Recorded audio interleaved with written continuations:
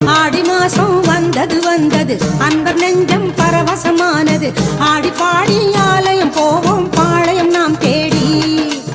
கூடி பேசி கூழூத்தி படைப்போம் அம்மன் அருள் நாடி.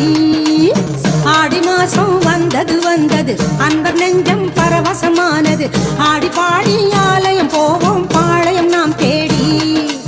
கூடி பேசி கூழூத்தி படைப்போம் அம்மன் அருள் நாடி.